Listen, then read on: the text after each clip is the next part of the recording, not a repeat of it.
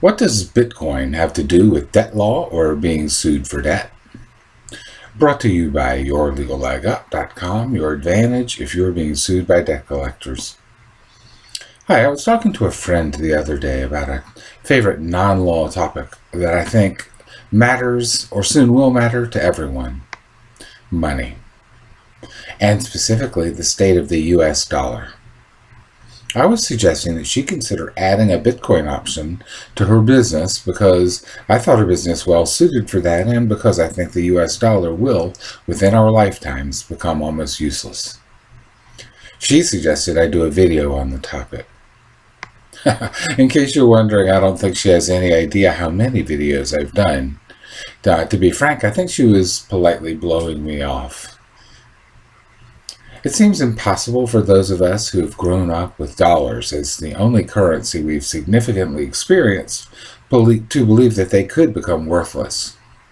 And yet, with the exception of those currently in use, those very few currently in use, that is exactly what has happened to every currency in history.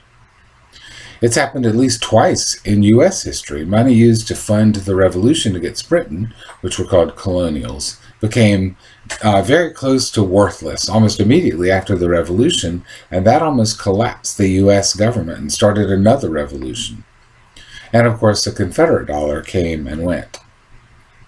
When currencies lose their value, they always cream the workers. The rich prepare, and the poor get crushed. So, prepare. Why do I think this is a risk now, or almost a certainty even? Because the U.S. is spending almost $2 trillion per year more than it's bringing in. You know what interest charges do to your credit card bills? Well, try that with $30 trillion, which is what the national debt is right now. The government has offset that gigantic imbalance by borrowing money and creating new dollars. That hasn't destroyed us yet, for reasons I won't go into right now, but suffice it to say that it can't last, and there are powerful entities, governments, working to change things. When it happens, and historically it always has, we're in the soup. You may have heard of the hyperinflation in Weimar Germany, or possibly in Zimbabwe more recently, or even in Venezuela going on right now. The critical thing to know is that when it does first strike, it happens with blinding speed. Prices could double, literally overnight. In Germany, workers insisted on getting paid every hour that they worked so that they could buy things as soon as possible. It became cheaper to burn money than to buy firewood to heat.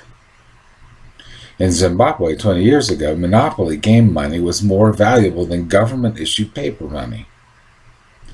When it happens, the only way to maintain your ability to buy things is to buy another currency, and by then, it's obviously too late. Everybody wants to sell, and nobody wants to buy. That has an electrifying effect on the currency markets. Historically, people bought gold to protect themselves, and that's still a good idea. Most of the people listening to this can't buy gold very conveniently or can afford very much, but you can buy Bitcoin. Here's what you need to know if you decide to do that. I would suggest you learn a little bit about it, not to the point where you could write a doctoral thesis on it or anything, but just get to the point where you can conclude for yourself whether it's a good idea. If you agree that it is, I can tell you a couple of things. First, it's easy to get. Most banks work with at least one crypto exchange. After you set up your account, you can go to the exchange, put in the number of dollars that you want to exchange, and the type of cryptocurrency you want to buy. And Bitcoin is not the only one, it's just the most famous. And the system will withdraw money from your bank and put it into the selected crypto. You can do it all online, from creating the connection to your bank to buying the Bitcoin. Be aware that when you buy cryptos, you are buying something on the market. Pay attention to price, fees, and other transaction costs.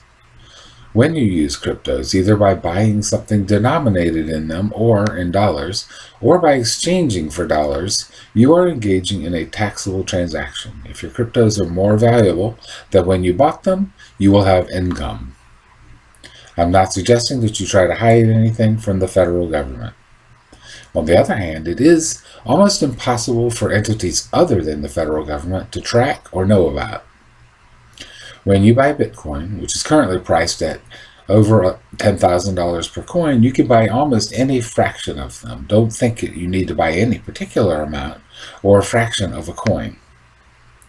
Whenever you buy is an alternative form of money that's not subject to the U.S.'s need to create high levels of inflation, i.e. to destroy or dilute the dollar. It does its own thing, and if the dollar loses a lot of value, Bitcoin will probably gain at least as much as the dollar loses, and probably a lot more. I suggest that you consider it.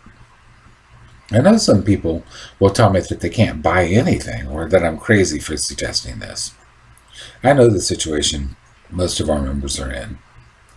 But inflation, and especially hyperinflation, won't care what your situation is. It will destroy you without asking any questions. A few bucks put into Bitcoin could literally save your life. And now a brief return to our normally scheduled programming. If you're being sued by a debt collector, you can defend yourself with an excellent chance of winning. We can help you do that. Check us out at yourlegallegup.com. Helping people protect their rights is what we do. Protect what's yours and don't let the debt collectors rip you off. yourlegallegup.com.